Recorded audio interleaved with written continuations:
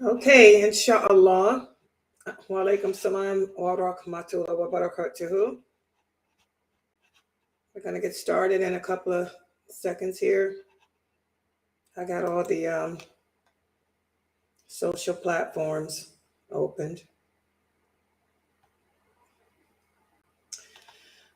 And I see this question here. I guess it's going to be every day that we get this question for a while. I just answered this question yesterday, twice. You weren't here? Okay. Okay, let me type this just to get the Trovo people.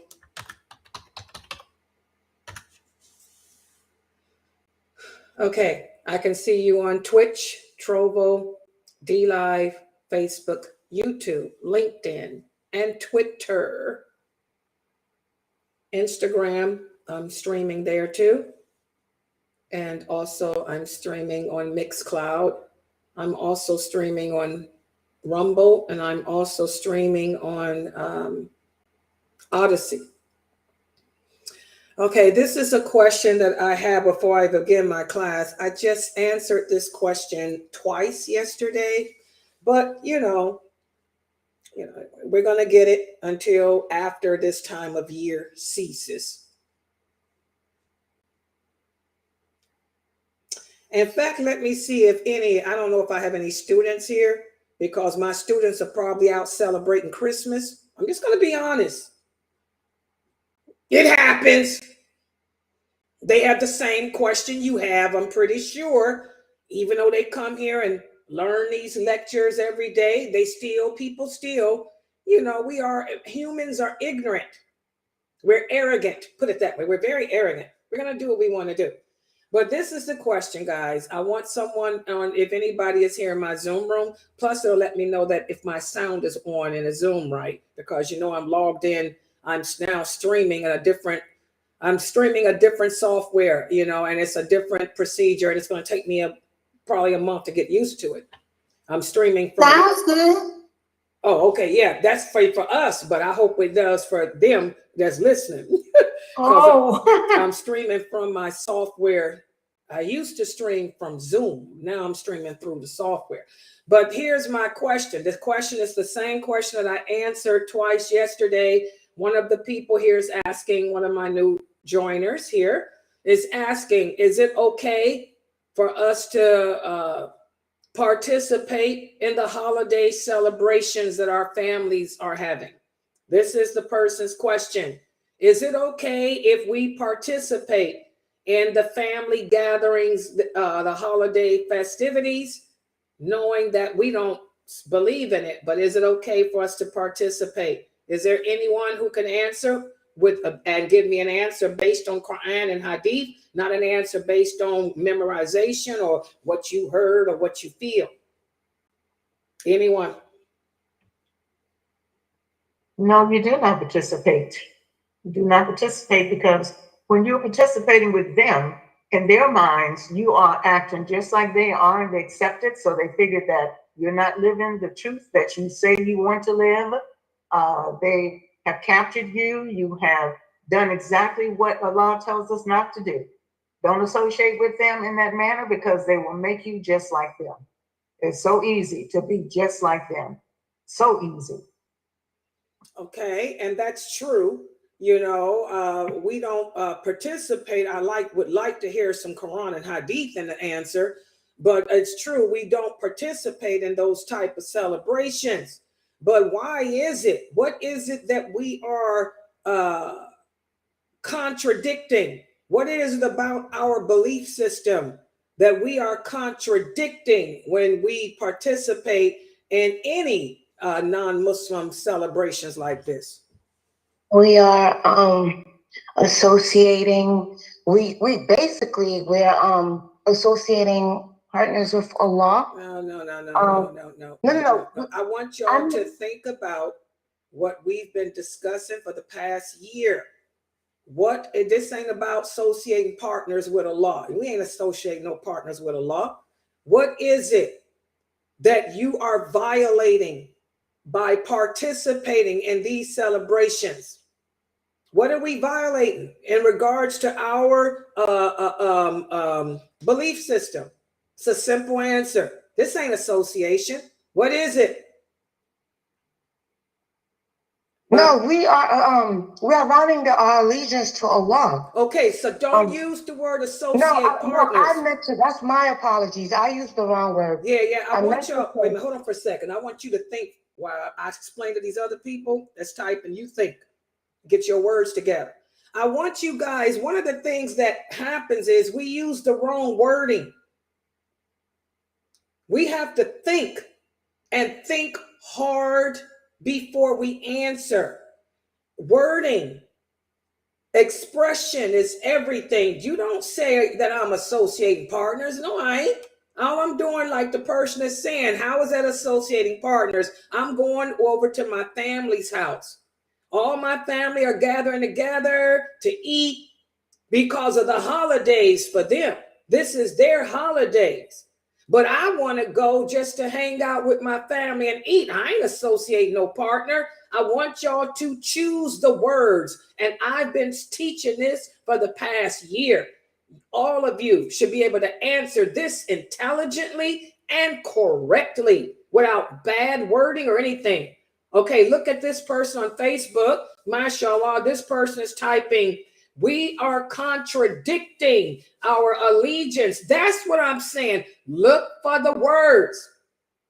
By going to participate, even though we don't believe in this stuff, even though you may really, really, truly love Allah, and you really don't believe in this stuff, but the simple fact that you are going to their home to hang out with them, when they believe that these days are special. You get it? It's like Anissa was saying. She just didn't put the Quran and Sunnah to it. Even though these days are not special to you or to me, the simple fact that you are going over to their home when these days are special to them, it means you're contributing to an evil. You're part of the evil. You're part of the problem, as this person here is typing. Exactly.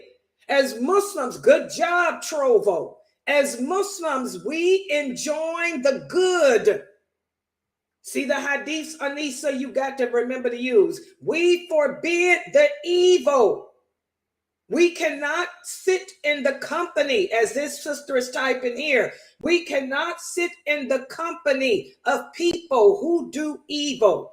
So the simple fact that going to your family's home, you don't believe in that, but you are sitting there. You're a part of this celebration of theirs. They're gathering for one reason. They're not gathering to eat dinner. They're not gathering for that. They're gathering because 'tis the season. 'Tis the holiday. This is our holiday. And this holiday of theirs is one of the worst, because this holiday of theirs totally contradicts La ilaha illallah. So we are violating our allegiance to Allah by joining them. Good job, Rashida. We are contradicting our allegiance to Allah, contradicting our allegiance to his laws, contradicting our allegiance to the prophet and the believers, whoever this person is on Facebook. Let me put that person's answer there. Y'all see that whoever that is answer? We're contradicting our allegiance. So that's why we cannot take part in that. It's just simple. I know you don't believe in Christmas. Allah knows you don't believe that Jesus is the son of him or his partner. But why are you hanging out with your family over Allah? You violated the allegiance, the tie of allegiance. You broke your tie. You've just proven to Allah that you're not as tightly bound to him as you think you are. Yeah, I believe in you, Allah, but I ain't gonna give up hanging with my family. And this is why a lot of us are gonna be in hell. Do y'all understand? This is one of the reasons why there'll be more people in hell, because we say we believe in Allah, but we break our ties with him. We break our allegiance to him all the time. We'll put others before him, or we'll just pick and choose what part of his laws to accept and abide by and which ones not to. So for the sister that asked me the question on Trovo, do you understand why? You understand why you can't hang out with them at all? I wouldn't hang out with none of my family members until after the 1st of January, guys. For those of you who have non-Muslim relatives, you shouldn't go around and hang out with them at all until after the 1st. Because all of these days, these are their days of worship. And we can't go near that which is evil, especially this. This is a sacrilege. Okay? So does it make sense to you guys? You can see your family any day of the year. Your mama can cook a turkey and dress it in greens and macaroni and cheese for you anytime. So you just tell them, this time I'm not coming over. And that's it. I'll wait till after the 1st. The families gathering together to watch football. The families gathering together to eat and party. I just won't be a part of that celebration, because this one is too intense. This celebration of yours totally contradicts my belief system. So I take no parts in it, period, dot. Y'all understand? So here's another question. What about this? What if your family, this is what the brother is typing here. What if your family buys presents for your children?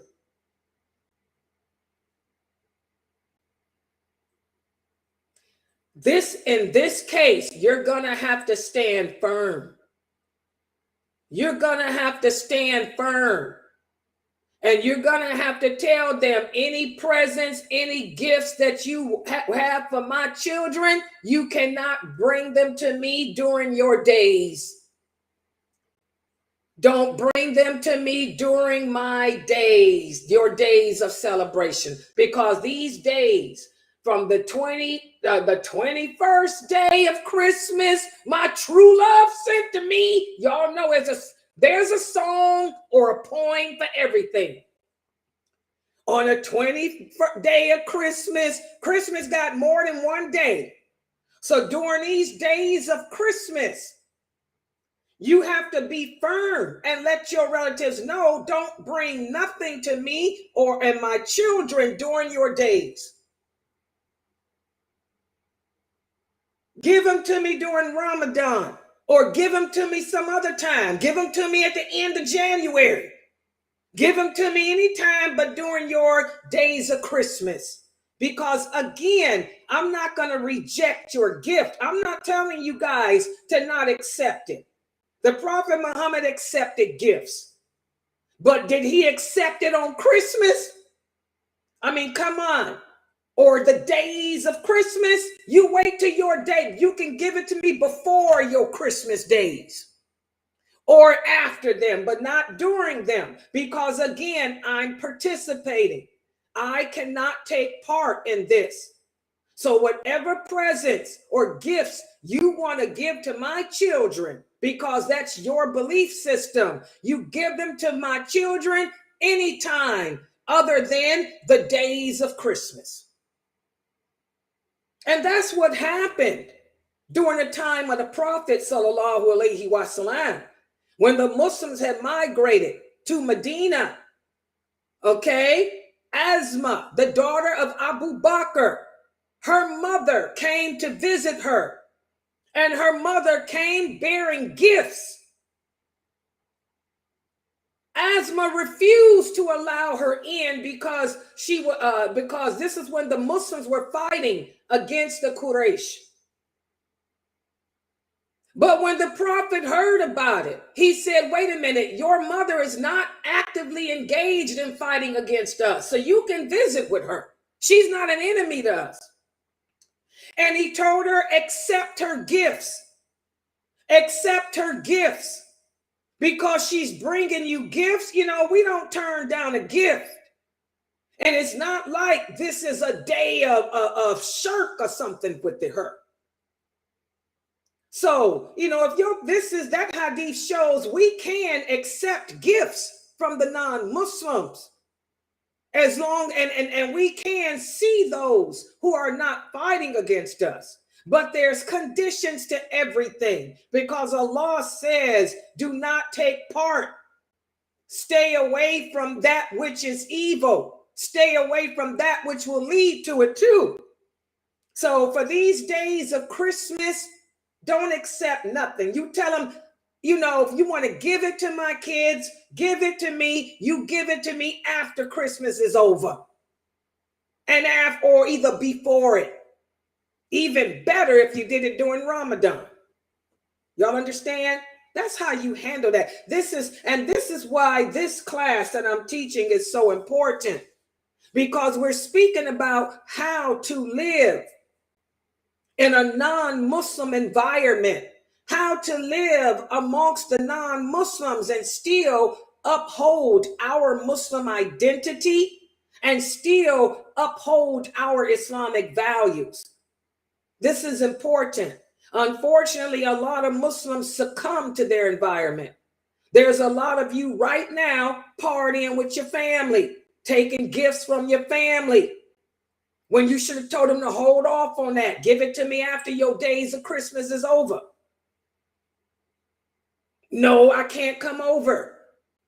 No, I'm not interested. I can't take part in this. You know, this ain't like watching a firecracker in the sky. Y'all understand?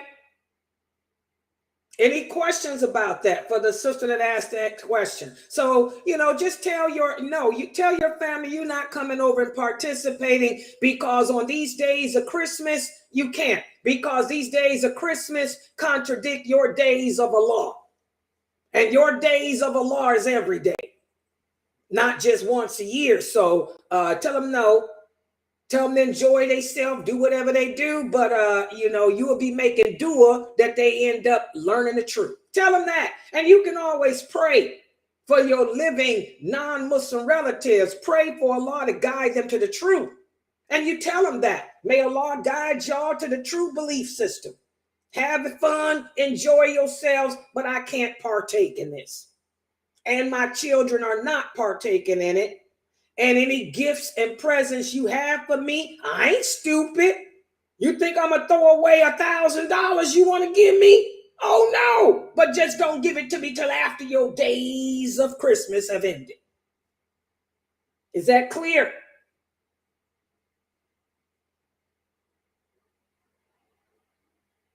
Yeah. Okay, any other questions on that? And I know I'm going to get these questions every day. I just answered it yesterday, but I would think that my students would get better at answering it, but they're not. You guys who are my personal students are going to have to learn how to incorporate the Quran and the Hadiths into your answers. You should be able to do that by now. Okay. That shows me that y'all don't be paying attention to me in class. All right. Okay, so let's go ahead and get started on the class for tonight, which is basically what we're talking about.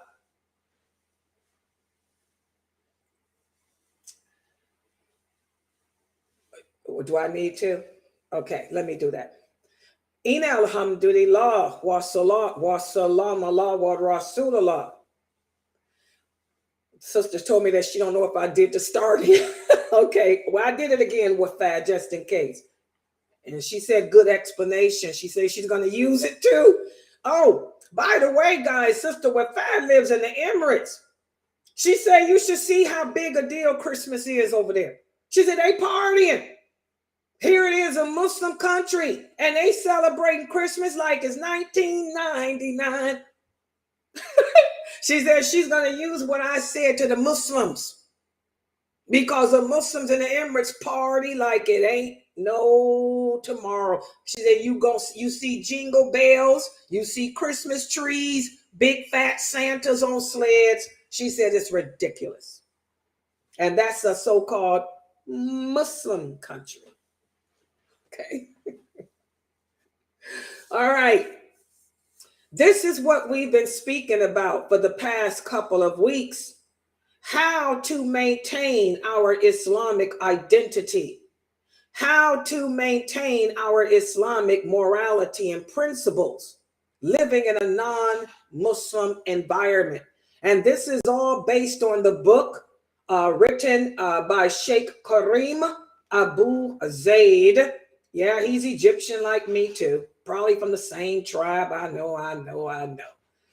Okay, and no, I'm not his personal sister. A lot of people ask me if I'm Karim Abu Zaid's sister. No, we're just sisters. I'm his sister in faith. Okay, his sister in faith. And I'm trying to find the book. The name of the book, this is it. Diluting Wala Walbera. I need you guys to go to Amazon.com. For those of you who have volume 1, which is the one we're still in, and purchase volume 2. Because these chapters that we're covering now are the introduction to volume 2, which focuses more intensely on how to maintain that Islamic identity in a non-Muslim society and a non-Muslim environment. So you want to go to Amazon. His book can be purchased at Amazon.com. Get volume 1 and 2. If you don't have volume 1, get it too. Diluting Well Better by Karim Abu Zaid, volume 1 and volume 2. Okay? Everybody got that? Okay. All right. Okay. And also, guys, before I do, because when I put the PowerPoint up, I'm going full screen since I'm using a different streaming platform. Please support this dawah effort. You know, we're desperately, it's the end of the month. We're in need of donations to cover our expenses for another month. You know, the first of the month is when our $300 streaming bill comes out. We don't have nothing in our account but $20-something yesterday. I didn't check today. Please donate and support us, guys. Okay, I'm going to put this down. And also remember, I'm going full screen. I want you guys to remember too, that as I'm teaching the class, you can screenshot. The screenshot does work now, doesn't it, Mina, if Mina is here? Yeah, it works. You just have that little red thing, subscribe at the top. Other than that, it's fine. Do I need to take that down too? Yeah, because it still covers it up. Okay, hold on.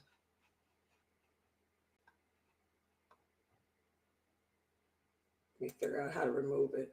Where is it? Okay, so let me share with you guys on Facebook, YouTube, LinkedIn, DLive, Trovo, Rumbo, TikTok, what is it? Instagram, whatever I'm on. Mixcloud. When I'm teaching, you can screenshot. That way you can see the PowerPoint. Don't screenshot and make pictures of me. Don't screenshot and make pictures of me. Although you could, I don't care. I'm covered. It don't matter. But screenshot my PowerPoint.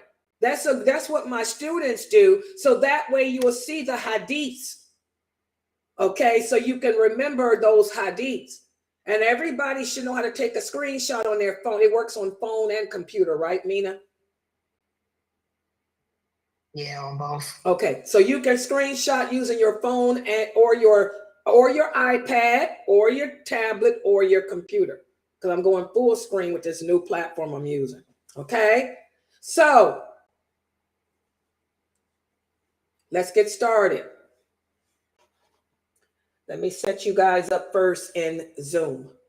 For those of you here watching me on YouTube And the other places, let me do you first. I'm going to do you guys first, inshallah. Let's try this. Okay, y'all see that? You should be seeing my background. Okay, now it's going to go to my PowerPoint, inshallah. Allow.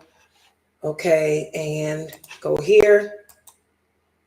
That's the PowerPoint. Inshallah, everybody on Zoom and Facebook and the other platforms, I mean, not Zoom, on Facebook and the other platforms should see that. For those of you here in my Zoom room, you guys should see it now too. Do you all see it in Zoom?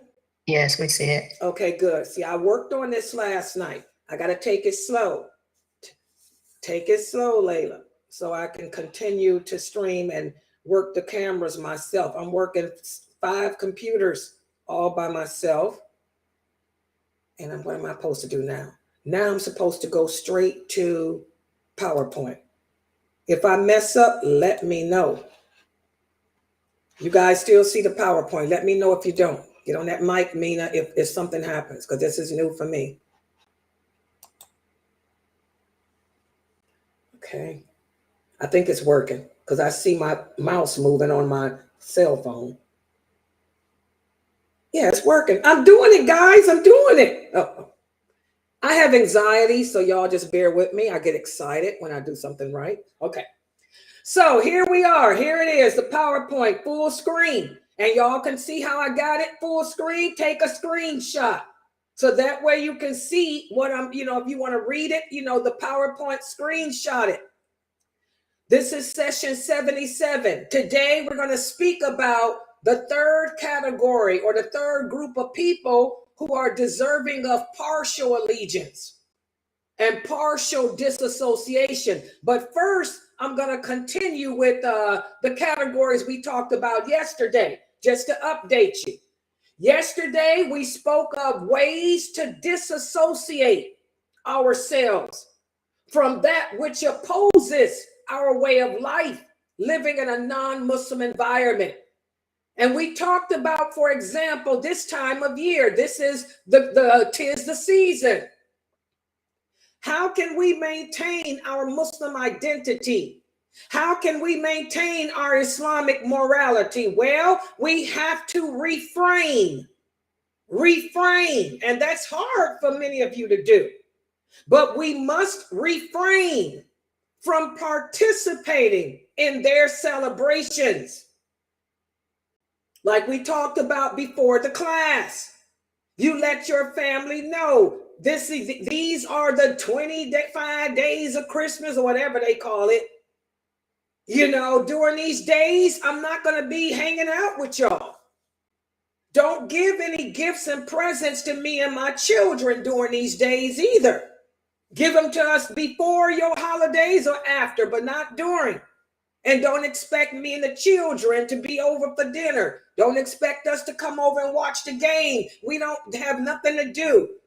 We have to distance ourselves from that which invalidates our allegiance to Allah. You explain to them, if I did participate in your celebrations, it's going to show that my allegiance is not to Allah. I love Allah. You can even tell them, you raised me to love Allah. Didn't you raise me to love the Lord? To show love to the Lord?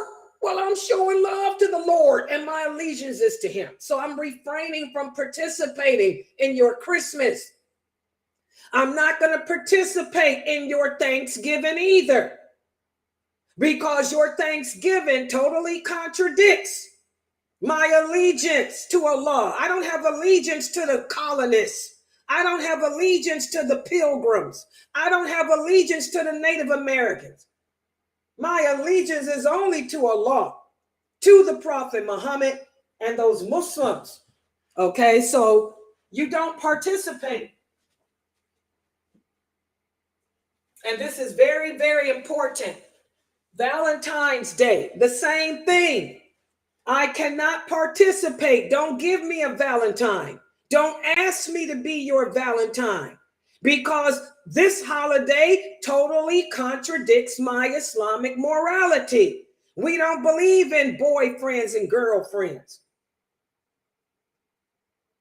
We don't believe in having relationships outside of marriage. So I can't take part in that. Don't give me a Valentine's Day gift. This is how we maintain our Islamic identity in a non-Muslim environment. And we also talked yesterday about how we distance ourselves from people whose lifestyle contradicts ours. When you go to work, we have to work with our non-Muslim co-workers. We're engineers. We're all working together on a project. But their lifestyle is not like yours. After the job, they like to go out and get drunk, have a couple of beers, go watch a couple of strip clubs, whatever they do. You don't participate in that. You tell them, I can't go out with you. After the job, when I punch out, I'm going home to my family and I'm going to the mosque because your lifestyle is not like mine. So we spoke about that. How to maintain our Islamic identity and our faith in a non-Muslim environment, distance ourselves from people who contradict our lifestyle, and refrain from participating in non-Muslim celebrations. Also, another way that we can maintain is we have to learn how to struggle for the sake of Allah, guys. We struggle against the enemies of Islam. We struggle against the enemies of Allah with our tongue, with weapons, or heart. Here in America, we don't go around making war. But if somebody speaks out against our belief system, if somebody speaks out against Muslims, we struggle for the sake of Allah. We write letters. For example, if there's a politician who's making rude, crude comments about Muslims, we can fight against him with our tongue. We can prove him wrong with our tongue, with letters and things like that. But we just don't sit there and do nothing. We don't allow people to badmouth us in our way of life, just like we don't badmouth theirs. Okay? So struggling for the sake of Allah, this is something else that we do to disassociate ourselves. When the Prophet ﷺ migrated to Medina, the Jews lived amongst the Arabs. And some of the Jews said some horrible things about the Muslims. They made fun of the Muslim women, made fun of our religion. So the companions, the Prophet spoke out against that stuff. He would speak out against their claims, prove them wrong. And that's what we do in a non-Muslim environment. And also another way to disassociate from that which opposes our lifestyle. And this is hard. This is hard. We have to maintain our belief. We have to disassociate from cutting the ties of kinship unless Allah says so. Let me give an example of this. How many of you Muslims have inherited money from your mother and father and they were not Muslim? This is haram. Islam teaches that non-Muslims cannot inherit from us. And we cannot inherit from them. You have to let your non-Muslim relatives know this. Let them know whatever you want me to have, you have to give it to me before you die. Or you can only will me 1/3 of what you have. That's it. You can only give me 1/3 of your estate, but you cannot make me your sole inheritor or any of that. And the same with us. Any non-Muslim children you have, your non-Muslim relatives do not inherit from you either. So whatever you want your children to have, you got to give it to them in this world before you die, or you can gift 1/3 of your estate, and that's it. Muslims ain't doing this. I know a lot of Muslim women who are so in love with money that money is their God. They really believe that they're supposed to inherit from their relatives, and they accept whatever their relatives that die who are not Muslims give them. This is haram. I also know Muslim women who have their non-Muslim children in their will. Your non-Muslim children cannot inherit from you. Okay? We have to maintain this allegiance. Remember, better, your allegiance is to Allah, to the Prophet and the believers, not to a kafir, even if it's your relative. We have a problem with that in America. Also, another thing, an apostate. America is not a Muslim country, but we still have to uphold the laws of Islam. You raise a child to be a Muslim, and that child apostates, she comes home and tells you, I am not a Muslim anymore. In fact, I'm now a Christian. You're supposed to cut her off completely. There's no tie of kinship anymore. The bloodline has been severed. That means you're not supposed to have nothing to do with her, period. How many of you Muslim women uphold that? Very few. Because that's a hard sacrifice to make, but you're supposed to. If your child apostates, an apostate does not mean don't practice. An apostate is a person that declares another religion other than Islam. I know a lot of Muslim women here whose children converted to Islam.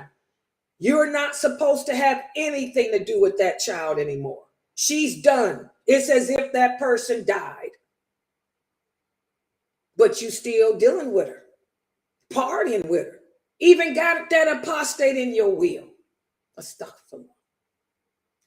So these are other ways that Islam teaches us to disassociate from that which opposes our way of life in a non-Muslim country. The companions didn't have a problem doing that. If somebody apostated, they had no problem implementing the laws of Islam. If somebody came from a non-Muslim family, they let it be known, don't put me as your heir. You can gift me 1/3 and that's it. They wouldn't even accept anything. If they had a non-Muslim relative who died and left them their stuff, they wouldn't accept it. They wouldn't accept it at all. See, those companions, they had true faith. This is why Allah has already forgiven them of their sins. That's why they will be of those 70,000 that will enter paradise without being held account. And most of you won't even make it to that. You can forget it because your allegiance is not correct. Okay, so those are the things that we can do to help us to maintain our identity and faith in a non-Muslim country. Stop participating in their festivities. Struggle in the way of Allah and maintain the laws of Allah, even if it be against our own. And now we're going to speak about the third way that we can maintain our identity in a non-Muslim environment. And that is by understanding that some of the people amongst us are deserving of partial loyalty and partial disassociation. These are the Muslims that we come in contact with in our communities. Some of them are good, some of them are bad. Some of them have both good deeds and some of them have both bad deeds. So our allegiance to them is based on their actions. For example, we have a companion. His name was Abdullah ibn Himar. He used to drink alcohol. He was an alcoholic. He couldn't stop drinking. He would give it up and go back to it. Give it up, go back to it. He was a good man, though. He loved the Prophet Muhammad. He loved Allah. He would come to the mosque and pray and do his obligations. He would participate in jihad and everything else. But he couldn't let go of that alcohol. Sometimes he would get drunk. So the Prophet explained that this is a person who's deserving of our loyalty on one hand and disassociation only on the other. He said, don't curse him because he loves Allah. He believes in Allah. But when he's drinking, that's when we disavow him. And every time he got drunk, the Prophet would issue the punishment, which was 80 lashes upon him. Okay? So, this is an example of how there are some Muslims that we show our allegiance to when they're doing right, when they're practicing, when we see nothing but good in them. But when we see them doing and dabbling into the haram, then we don't support them then. But we admonish them. We tell them, hey, until you let that alcohol go, brother, don't come around this mosque. You can't come up to the mosque drunk. You can't come up here smelling like marijuana. You can't sit outside the mosque smoking them cigarettes. Long as you doing that, we ain't got nothing for you here. So this is a hard thing to do. But Muslims, we're supposed to treat other Muslims based on their situation and behavior. This is why our Prophet taught us to be careful who you choose to be your friends. You want to surround yourself with people who are publicly and outwardly practicing this deen. None of us are perfect. I could be a person that's smoking cigarettes in my house, but nobody knows it but me and Allah. Allah, that's different.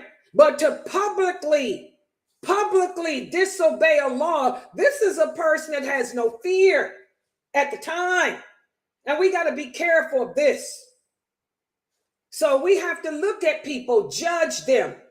We have to judge people based on their behavior, okay? Their actions. And some Muslims will fall in the category of partial allegiance and disassociation. Okay? For example, a sister. Here's a woman, a sister wears hijab. She comes to the mosque. She helps out, but she smokes cigarettes. Then you got another woman who doesn't wear hijab, but she's a Muslim. She helps out too. They both fall in the same category of partial allegiance. I'm going to love and support you as long as you're doing good. But when you are openly disobeying Allah, I got to distance myself from you. And this is hard, guys. Hard to do. A lot of us have a hard time staying away from people that we care about when they're doing wrong. A lot of us have a hard time saying no. For example, you know that this sister smokes cigarettes. She's calling you up, asking you for some money. You know that 9 times out of 10, she needs that money to buy some cigarettes. So what do? You say, okay, what do you need the money for? Oh, I need some Pampers for the baby. Okay, I'll buy the Pampers and bring them to you. That's what you do. If there's a sister that you know that smokes cigarettes and she's asking for help, Ask her what is it for, and then you buy whatever it is she needs. She tell you, I need help paying my rent. Okay, I'll write a check out to your rental company. But we don't take part. We disassociate from the evil that they're doing. And so let's see how well you guys understand this. I got a quiz for you. Everybody pay attention. Wake up. Get ready to get on that microphone. Let's see how well you understood. Because this is the end of chapter, what is this, 5? This is the end of chapter 5 of part 2. So I'm going to give you a quiz to see how well you guys understand how to live in a non-Muslim environment and still uphold and maintain your Muslim identity. Let's look at the first question here. You live in the United Kingdom. Location is important, so that's why I have to give y'all the location, because things are handled differently if it's a Muslim populated place. You live in the United Kingdom.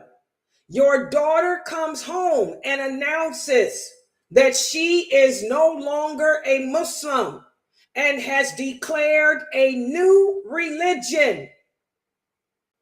How does Islam demand that we treat her now? What do? She's declared she's done. I'm done with Islam. I am now a Christian. How does Islam dictate that you treat her now? Who's going to answer that and give your answers based on evidence?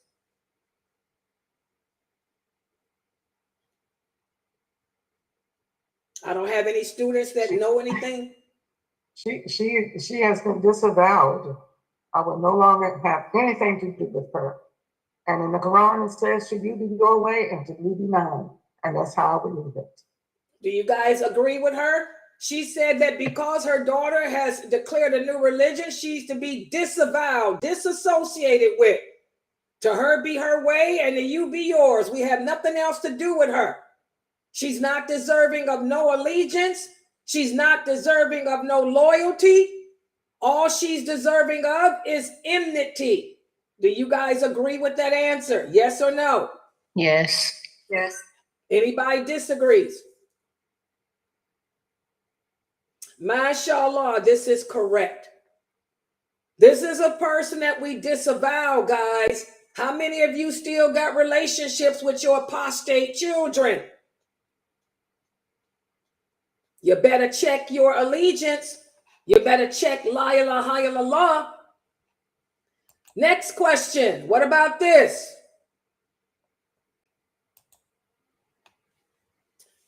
Location is important.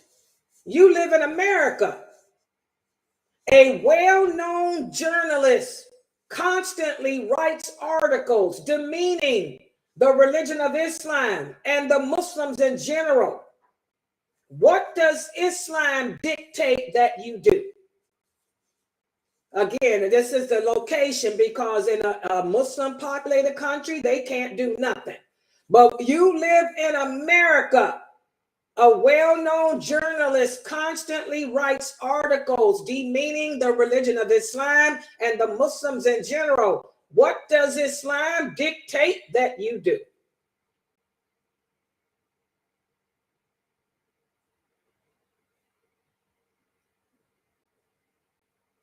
You can speak out against it with your tongue, condone what the person is doing.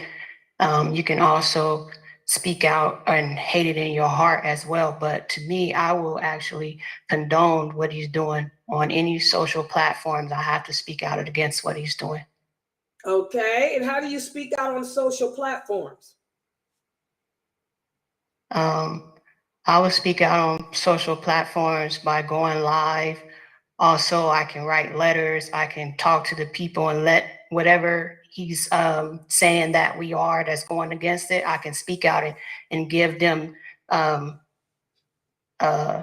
I can give them ways that what he's saying is incorrect. This is not us. What he's saying is incorrect. Excellent. Y'all see how she explained it? That was much better, Mina. Y'all see how she broke that down? She explained how to use the media. She can go live like Layla's doing. She can write comments, write letters, write and all of that.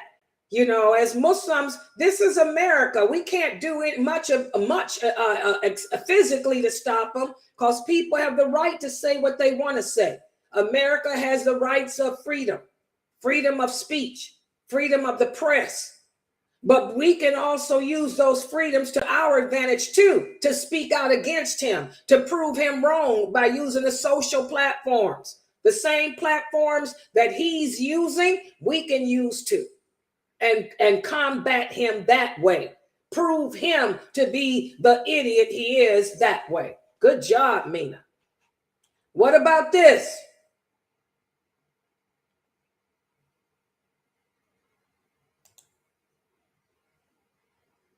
This may get a little complicated. Your brother, and it doesn't matter what country you live in. It could be America, United Kingdom. It could be Egypt, Saudi Arabia. It could be the Emirates, Ghana, Ethiopia. Your brother is part of the LGBTQ community. As a Muslim, how does Islam dictate your relationship with him be?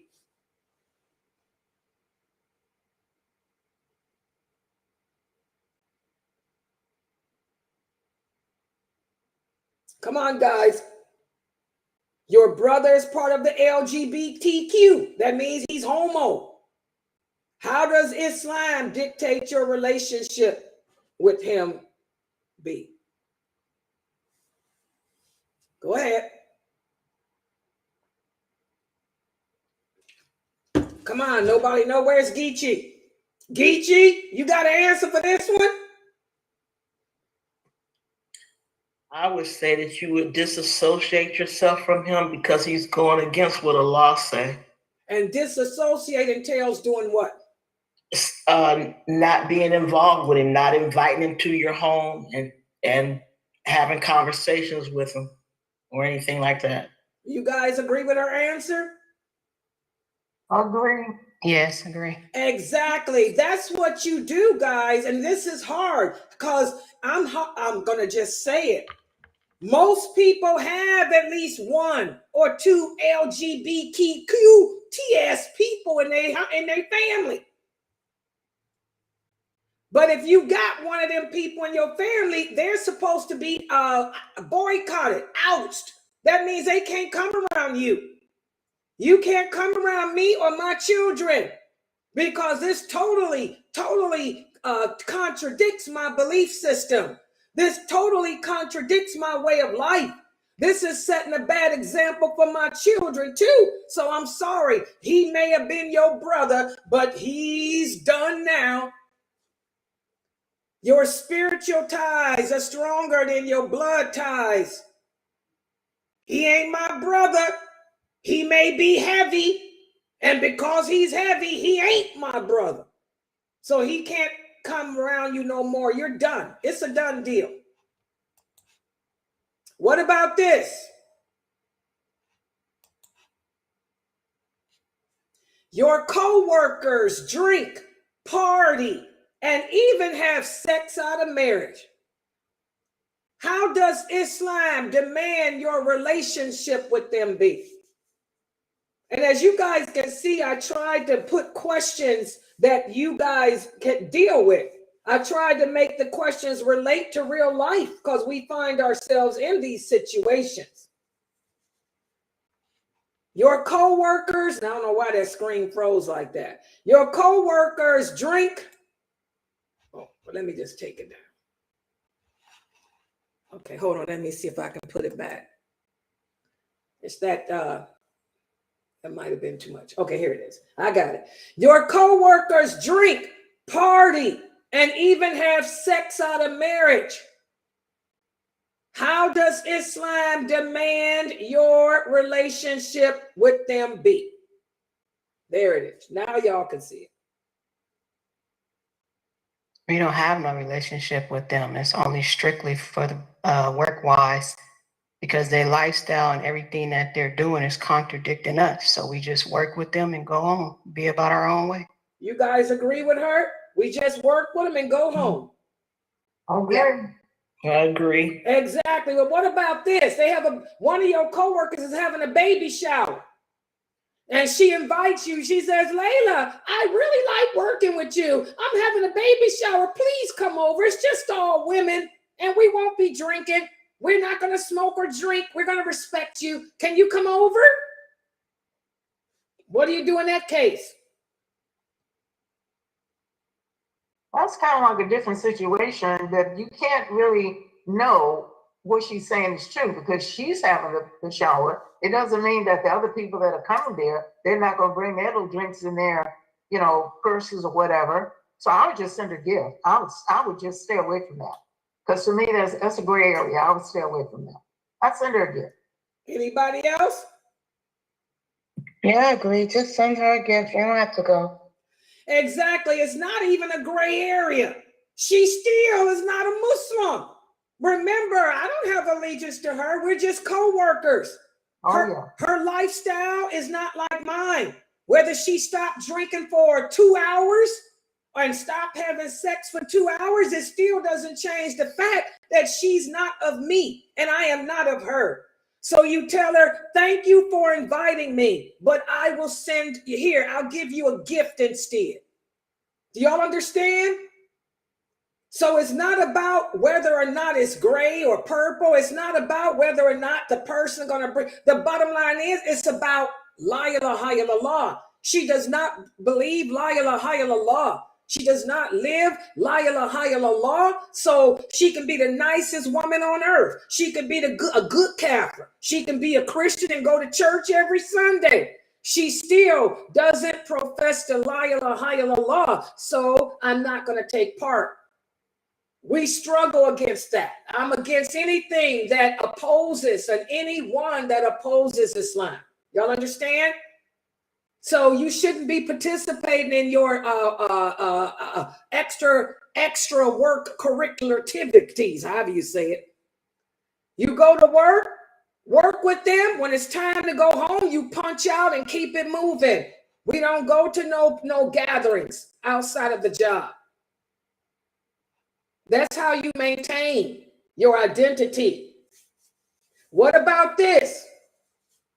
Amatullah is Muslim, but she smokes marijuana despite being told it's haram. But she is always eager to volunteer to help the Muslims in her community. She helps with fundraisings and all of that. So how does Islam dictate that the Muslims deal with her? I mean, if she has any issues or whatnot, you will help in that regard. But as far as hanging out or whatnot, I have to separate myself because she's not following the guidelines of Islam or what Allah wants for her. So no, I would not be with her in that aspect. Okay, that's Geechee's answer. The fact that she's Muslim, if she ever needs help, I'll help her, and all like that, but I won't hang out with her. Anyone else with another answer? She said that she's not somebody I would hang out with, but how does Islam dictate the Muslims' relationship be with her? Anything else? Partial. You show her partial loyalty, and then you disassociate when she's doing bad. You give her advice, let her know, hey, you need to stop smoking weed or whatever you're doing. You got to still advise her. Exactly. That has to be part of the answer too, guys. Since she's a Muslim, of course I won't make her be a person I hang out with, but she's a good sister. So when she's just like that companion that used to get drunk. When she comes around, we treat her with loyalty. When she comes around and she's practicing, we treat her well. Okay? But when she comes around and we smell that marijuana or whatever, this is when we let her know. We first of all advise her. So you haram. You know you ain't supposed to be coming around here smelling like no weed. And we distance ourselves from her. You brothers who are imams, y'all need to stop allowing the men to smoke cigarettes outside the mosque. And if I were you, this is why Allah didn't make me a man. Allah didn't make me a man because I'd be tough. I would be another Umar. If a brother came to the mosque smelling like marijuana, if a brother came to the mosque smelling like cigarettes, he should be put out. Did you brothers know that? You're not supposed to allow anyone to come in the mosque stinking like onions, garlic, marijuana, smoke, cigarettes. This misconception, because I was listening on another platform to some Muslim who's famous, who's Arabic, had the nerve to say that you can't throw nobody out the mosque. That person is not a scholar. That person is an idiot, because I can show you 100 hadiths where the Prophet and the companions used to throw people out the mosque all the time, especially for something like this. This is wrong. You can't come to the house of Allah smelling like cigarette smoke. You brothers got to stop allowing them people in there. Somebody come to the mosque smelling like marijuana, you got to put them out and make it public, like the Prophet did. This brother stinks. This brother smoking weed. Get him out of here. This sister, she smells like cigarette smoke. Get her out of here. Okay? But when they're good, when the brother or sister come to the mosque, they don't smell like smoke. They don't smell like marijuana. And then now you compliment them. You tell them, oh, mashallah, it's so good to see you, brother so-and-so. Alhamdulillah, ain't no weed on you. Hopefully you kicking that habit. Come on in here and hang out with us. That's how the Prophet was. With this companion, when he wasn't drinking, they complimented him. And he hung out with them. But when he was back drinking, they beat his behind with the punishment.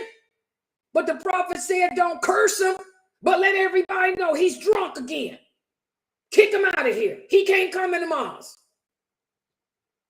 If we would implement the laws and rules the Prophet Muhammad and those companions implemented, we'd have better Muslim communities.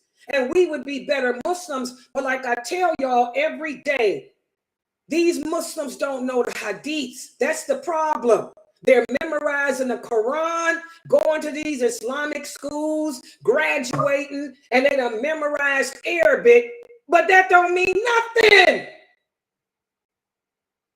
They don't know these hadiths. One of the things I used to like about Dr. Jamali's khutbahs back in the day, when Dr. Jamali was the imam of the Islamic Center of, he was in Texas, I forgot. When he was imam down there, he would give the khutbah. If a person's cell phone went off, Jamali would have a fit. He'd say, do not bring that cell phone into the mosque. Oh, he'd stop his khutbah. And he would give a whole khutbah on cell phones. Then sometimes, I remember one time, I got it recorded still. Dr. Jamali was giving a khutbah and he stopped. He said, who is that? Who is that? He said, who is that smells like cigarette smoke? I'll never forget it. Jamali stopped his khutbah and demanded, who is it that smells like cigarettes? And he told them, leave. And he said, and if you don't leave, I will not continue my khutbah. I guess whoever it was left, because he waited 5 minutes, then he went on. I'll never forget that. That was back before Jamali got sick. Oh, he was tough. Jamali was tough back in his heyday. He's the only person I've ever heard do that. He would stop his khutbah, admonish anybody with a cell phone. And don't go to his mosque smelling like no cigarettes. He wouldn't let you in. That's how the companions were. SubhanAllah. Remember that Fresno? Jamali was tough, man. Then he got sick and he softened up. All right. What about this, guys? Abdul is a new convert. How does Islam dictate that we treat him? Now, we don't know him. He just converted to Islam. So, when it comes to well or better, how do we treat him? Anyone? He's a new convert, and I'm switching to myself now, guys. I would be gentle. I would be gentle with him and watchful. I would really listen closely and try to hear what he has to say and direct him to where he should be going to get the right information. Okay, not information. I want to know, how do we treat a new convert in regards to well better? How does our allegiance play? He's a new convert. He just became Muslim. We don't know anything about him. Okay. So how should our allegiance be with the new Shahada? I missed that class. Guys, this is allegiance we talking about. Yeah. Well better, allegiance and disassociation. Yeah. So we watch his behavior and his situation, everything that he does to determine. Exactly. With the new Shahadas, guys, since we don't know much about them, we just, we welcome them and just watch them. As long as they show good behavior, then we give them total allegiance. But when we see the bad in them, then that's when we figure out where they fall in the schism of things. Okay? Everybody understand that. As long as they're showing good behavior, then we welcome them and they are deserving of total allegiance to us. But when we start to see the bad, that's when we try to figure out where that person falls in the schism of things. Okay, now let me look at the answers that they had on YouTube and Facebook, because I had the screen up. This quiz was so important, I didn't want to put it down and end up trying to put it back up right and go through what I went through yesterday. But let me see what your answers were on YouTube and Facebook. Let's see what y'all came up with.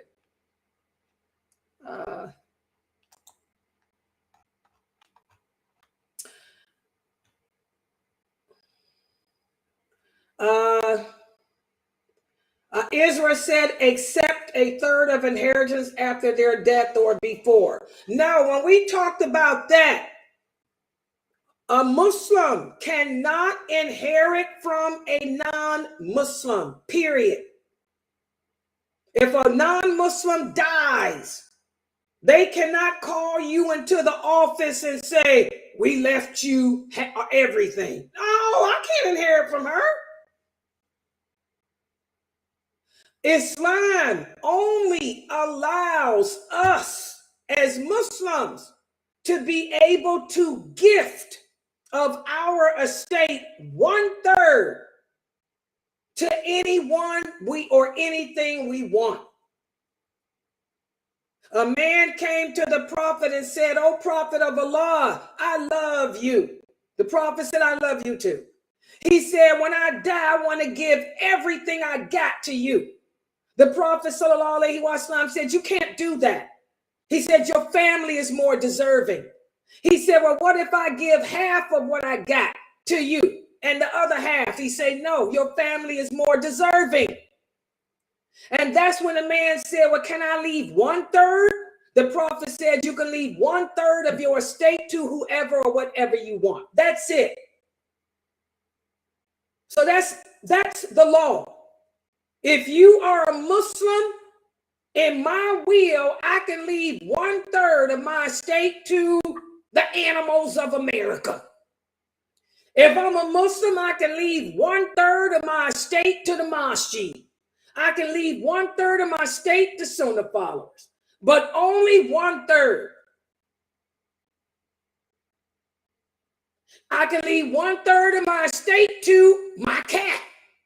I can leave 1/3 of my estate. People do that. 1/3 of my estate to the Kafir kid. And I'm dead. That's what I'm talking about. And so for those of you who have non-Muslim relatives, you let them know they can only put in their will 1/3 for you. That's it. 1/3 for me. That's it. If you want me to have anything else, you got to give it to me before you go. Do y'all understand now what I'm saying? So if you got non-Muslim relatives, you let them know that in Islam, the law is they can only leave you 1/3 of their estate. So if you got a house that you want me to have, you got to give it to me now while I'm living. You want to leave me $1 million, you better give it to me now while you living. Because I can only accept 1/3. That's it. Everybody understand that now? Let's see what else they got here. Good job, Halima. If a person apostates, we have nothing else to do with them no more. They're done. They're done. They don't exist anymore, even though it's a relative. Exactly. LGBTQ. He cannot come over. Good job. Good job, Isra. Your coworker has a baby shower and invites you. No, I can't come, but you can send a gift. Just like we don't go to funerals. Let me talk about that too. Muslims, we do not attend the funeral of a non-Muslim either. I know a lot of you are doing that. That's haram, haram, haram. I had a lot of coworkers die over the years. They already knew Layla wasn't going to be there, but I could send something. I would send flowers to the family. That's what I would do. I would send flowers to the family. But we don't attend a Kafir funerals either. Good job, Santisa. Good job, Isra. For the new converts, we give him our full allegiance until he shows himself not deserving of it. Y'all understand that? So for the new converts, we give them our full allegiance unless they show themselves to not be deserving of it. Does everyone understand that? MashaAllah. This is so important. And again, as you can see from these hadiths that I give you, the Prophet Muhammad, sallallahu alaihi wasallam, he lived in a non-Muslim environment. He taught us how to live and function. He taught us how to maintain our identity in a non-Muslim environment. We just have to learn Islam the correct way. Most Muslims don't know Islam the correct way because they don't know these hadiths. That's what it all boils down to. Yeah. All right. Any questions or comments? Is this clear for you guys? Go ahead. Yes, it's clear. Just one part. If your brother or your son marries a non-Muslim woman and they have kids with each other, do you just not associate with his wife or your daughter-in-law, or how do you deal with that? I don't know what type of non-Muslim woman she is. You know, is she an enemy to Islam? Nope, she's not inclined to Islam at all. Is she an enemy? Oh, she doesn't do anything to it. Does she speak badly about our way of life? Does she make fun of us or any of that? No, she don't speak badly. She just don't want to be Muslim. Okay, well then you don't have to do nothing to her. I mean, she's not a person deserving of dissociation. She's not an enemy. That's your brother's problem. It ain't yours. Okay. That's his problem for marrying a non-Muslim wife. That's his problem. He got to deal with the consequences of a child that's and that ain't none of your business. You treat her nicely and you treat her as family unless she proves herself to not be worthy of it. And how does she prove it? By being an enemy to Islam. And you treat her children as what they are and try to always guide them to Islam. Always make sure that they are being raised Muslim. Okay. Yeah, but no, we don't. We only disassociate with the non-Muslim if they're enemies to us. Okay. And that was a very good question, because a lot of men are marrying Kafir women. Whether or not their marriages is lawful, that's between them and Allah. That ain't none of our business. Our thing is, she's your sister-in-law as long as she proves to not be. As long as she proves to be, she act like a Muslim when she around me. That's all I care about. When I say act like a Muslim, I mean she, alhamdulillah, mashallah, time to pray. She ain't talking about Jesus love you. Yes, I know. Call the Bible told me so. Long as she ain't doing none of that crap, she's fine. You got some that do that, Sister Layla. You got some of the people in your family that does marry women like that, which is totally their business. But at the same time, if they don't say anything around you, but you know from hearing from the kids that the lady is speaking bad about Islam or whatever. So now, how do you treat that person? I treat her. I don't deal with her at all. I disassociate. Period. But what does Islam tell us to do? Y'all should know. Okay, if somebody marries a Kafir woman, the woman speaks badly about Islam to the children. How do you treat that woman when she comes around you? Y'all should know that. That's one of the things, one of the questions we went over. How do you act around anybody that denies Allah? Which I knew, but I was just clarifying it just to put it out there in the air. Like, what do a person do? I know what I do personally, but forget about you. What does Allah say do? Oh, okay. I don't want y'all to answer from your personal self, because who cares? What does Allah say do? Allah says we don't associate with anybody who's an enemy to us. So if your brother, your father, your uncle married a Kafir woman who doesn't like Islam, who speaks badly about our religion, then you tell your brother, your father, your uncle, she can't come near you. She can't come around you. She ain't welcome in my house. When you go to a family gathering, if she's there, you don't show up. And when her children come around, you try to talk to them and let them know that it's all about Allah. Because the children are not held accountable for the stupid father who married the crazy woman. Everybody understand that? But y'all got to enforce it to where you even let your father or your brother know, is your wife going to be there? Because if she's going to be there, I am not coming. Because she's an enemy. You tell him why. Because the things that she says about our way of life is horrific. And you shouldn't even be with her.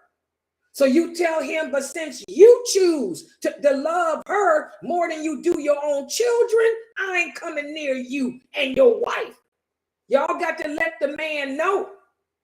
Let the man who was stupid enough to do this know that the folly of his decision.